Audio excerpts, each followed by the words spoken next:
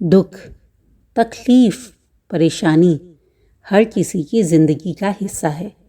पर जब ये दुख, तकलीफ, परेशानी हमारे पास आती है तो हम ये बात को भूल जाते हैं। हम भूल जाते हैं कि हर कोई कभी ना कभी परेशानी, तकलीफ और दुख से गुजरता ही है।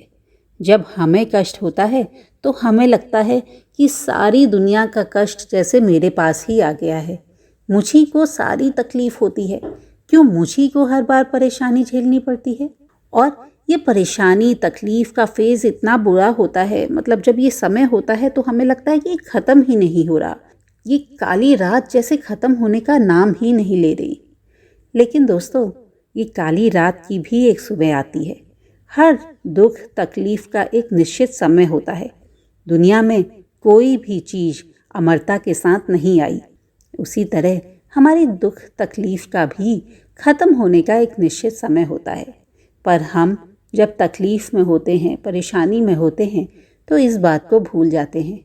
हम भूल जाते हैं कि यह तकलीफ़ एक दिन ख़त्म हो जाएगी। ये तकलीफ़ रूपी रात की भी एक सुबह है। और यह केवल आपके साथ नहीं होता, ये सबके साथ होता है। हम अक्सर भूल जाते हैं कि ये तकलीफ़, ये परेशानी ख़त्म होगी। जब हम परेशानी में होते हैं तो हम अपने आप को और परेशान करते हैं।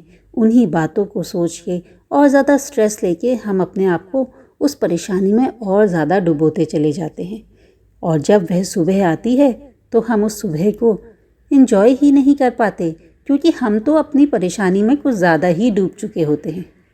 तो ऐसा क्या किया जाए कि जब हम परेशान हों, जब हम कठिन समय में हों, तो अपने आप को संभाला जाए। किस तरह से अपने आप को सुबह का आनंद लेने के लिए तैयार किया जाए। किस तरह से अपने आप को ये कहा जाए कि नहीं, इस रात की सुबह ज़रूर होगी। दोस्तों, आपको एक महात्मा बुद्ध की कथा सुनाती हूँ, जिसे सुनने के बाद आप जब भी बुरे समय या परेशानी में होंगे तो आप अपने आप को उस परेशानी में भी संभाल पाने की हिम्मत जुटा पाएंगे। आप ये याद रखेंगे कि इस परेशानी का भी अंत है। अगर आपको महात्मा बुद्ध की ये कहानी पसंद आती है तो मेरे चैनल को सब्सक्राइब ज़रूर कीजिएगा, ताकि मैं आपसे जुड़ सकूं। तो चलिए महात्मा बुद्ध की ये कहानी आरंभ करते हैं। एक बार महात्मा बुद्ध ने पहाड़ की चोटी पर एक व्यक्ति को रोते हुए देखा, तो वह उसके पास गए और पूछा कि आप क्यों रो रहे हैं? मैं आपकी क्या मदद कर सकता हूँ? उस व्यक्ति ने कहा कि मैं अपना घर बाहर सब छोड़कर आया हूँ। इस पहाड़ की चोटी से कूदकर आत्महत्या करने की सोच रहा हूँ। बहुत समय से यहाँ खड़ा हूँ, पर ऐसा कर नहीं पा रहा हूँ। महात्मा बुद्ध ने कहा, अब तुम्हारे पास क्या है जिसके लिए तुम रो रहे हो? वह व्यक्ति बोला, कुछ भी नहीं है, मैं तो खाली हाथ आया हूँ। उन्होंने पूछा कि तुम्हारी समस्या क्या है? उस व्यक्ति ने रोते रोते कहा, मैंने अपने परिवार की मदद से कारोबार खोला था। सब कुछ अच्छे से करने के बाद भी व्यापार चल नहीं पाया। मुझ पर बहुत सारा कर्जा हो गया है। लोग मेरी मदद करने से भी कतराते हैं। मेरा खुद का परिवार सारी बातों के लिए मुझे कसूरवार मानता है। मेरे साथ कोई भी नहीं जो मेरी मदद कर सके। अब मैं क्या करूं? मेरा एक मित्र है जिसने मेरे साथ ही व्यापार शुरू किया था। उसका व्यापार सफल है। वह रोज मेरे पास आता है और अपने व्यापार की तरक्की के बारे में कुछ ना कुछ बताता है, अपनी अमीरी के किस्से सुनाता है, और मेरे पास तो कुछ भी नहीं है। महात्मा बुद्ध ने उससे पूछा कि जब तुम्हारा मित्र अपनी तरक्की के बारे में तुम्हें बताता है तो तुम्हें खुशी होती है या तुम्हें दुख होता है? उस व्यक्ति ने झल्लाते हुए कहा, मुझे दुख होता है। मेरा व्यापार तो चल नहीं रहा, फिर उसे इतनी तरक्की कैसे मिल गई? महात्मा बुद्ध ने समझाते हुए कहा कि यही तो तुम्हारी सबसे बड़ी गलती है, क्योंकि तुम उसकी तरक्की से दुखी रहते हो, लेकिन उसने कैसे तरक्की की इन बातों पर ध्यान नहीं दे पाते। अगर उसे जलने के बजाय उसके व्यापार के अनुभवों पर ध्यान दिया होता तो शायद आज तुम भी तरक्की कर चुके होते। उसके अनुभवों, उसकी गलतियों को एक सबक की तरह लो। उसके अनुभवों और अपनी गलतियों को एक सबक की तरह लो। देखो कि वो क्या कर रहा है जो तुम नहीं कर रहे। अगर तुमने इन बातों पर ध्यान दिया होता तो आज तुम भी एक सफल व्यापारी होते। तुम्हारा मित्र भी इसीलिए तुम्हारे पास बार बार आता है क्योंकि तुम उसकी खुशी से दुखी होते हो और इससे उसे आत्मिक शांति मिलती है।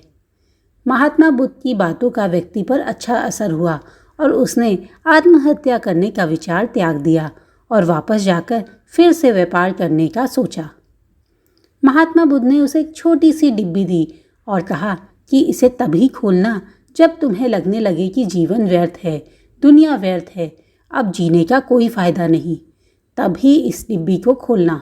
ऐसे मत खोलना वरना इसके ज्ञान का कोई महत्व नहीं रहेगा। ऐसा कह के महात्मा बुद्ध आगे बढ़ गए।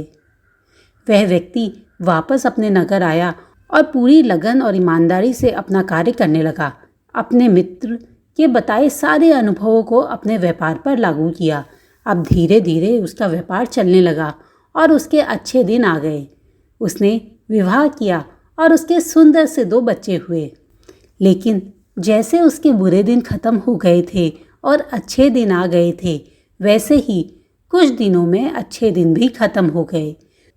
दूसरे राज्य ने उस राज्य पर आक्रमण कर दिया और वहाँ का राजा बुरी तरह हार गया। दूसरे देश के लोगों ने इस राज्य को पूरी तरह अस्त व्यस्त कर दिया और इस व्यक्ति का घर, व्यापार सब कुछ बर्बाद कर दिया।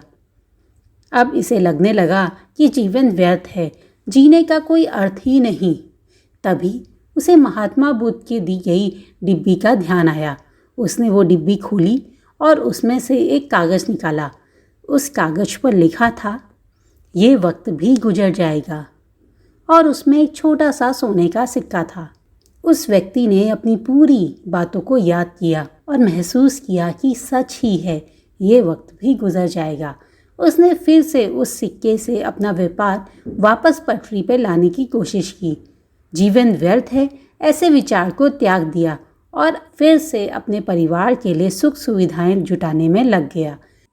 दोस्तों, एक बात हमेशा याद रखिए, जब तक आप धरती पर जिंदा हैं कुछ भी ख़त्म नहीं होता। हाँ, जिस दिन आपका हौसला ख़त्म हो जाएगा शायद उस दिन सब कुछ ज़रूर ख़त्म हो जाएगा। इसीलिए अपनी आशा, उम्मीद, हौसले का दीपक हमेशा जला के रखिए। मेहनत करते रहिए। यह मानकर चलिए कि वक्त बदलते ही सब कुछ ठीक हो जाएगा। आप अगर काम करते रहेंगे और अपने एफर्ट्स डालते रहेंगे तो वक्त एक दिन ज़रूर बदलेगा, क्योंकि जब अच्छा वक्त नहीं रहा तो बुरा वक्त क्यों रहेगा। ये सच ही है कि हर वक्त गुजर जाता है। इसलिए अपने कार्य को बड़ी ईमानदारी के साथ करते रहिए और लगातार आगे बढ़ते रहिए। ज़िंदगी की हर जंग में जीत आपकी होगी। कमेंट करके मुझे ज़रूर बताइएगा कि ये कहानी आपको कैसी लगी।